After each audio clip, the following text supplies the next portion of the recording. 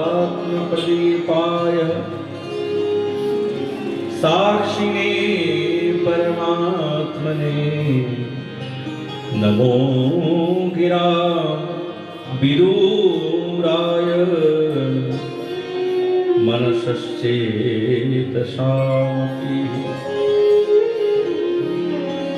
আচ্ছা, ভগবানকে ডাকছেন না? ভগবানকে ডাকলে কি ভগবান আমাদের কথা শুনে নেবেন? ডাকলেই ভগবান আমাদের কথা শুনবেন না। ডাকতে হবে অনন্য ভাবের সঙ্গে।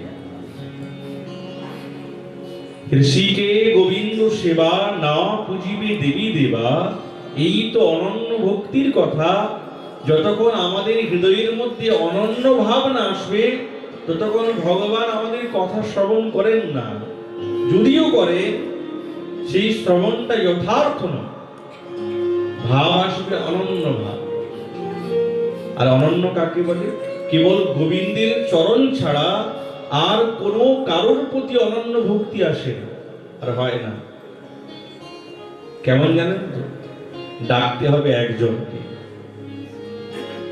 সকলকে ডাকলে হবে নাকি? এখন গণেশকে ডাকলাম, তারপরে হনুমানজিকে ডাকলাম, শঙ্কর ভগবানকে ডাকলাম, ইন্দ্রকে ডাকলাম, কখনো ভগবান বিষ্ণুকে ডাকলাম, ব্রহ্মাকে ডাকলাম।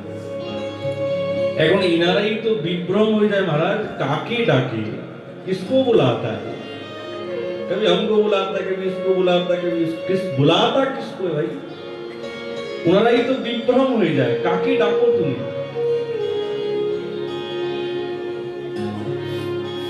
ভক্ত কাকে বলে? ভক্ত সতীর সঙ্গে তুলনা করা হয়। সতী মানে ভক্ত, আর ভক্ত মানে সতী। সতী যার এক প্রতিদেবীতে নিষ্ঠা, তাকেই তো সতী বলে। তো ভক্ত ঠিক সেই রকম। আপনার নিষ্ঠা কার প্রতি? আমার নিষ্ঠা সাক্ষাৎ গোবিন্দের প্রতি।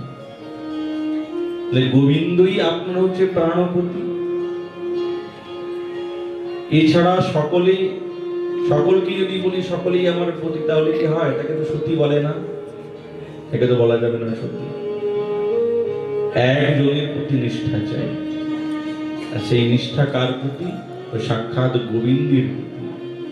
তুমি ছাড়া আমরা আর কাউকে জানি না, কিন্তু হ্যাঁ, কোন দেব দেবীকে কিন্তু অপমান করা যাবে না, অশ্রদ্ধা করা যাবে না।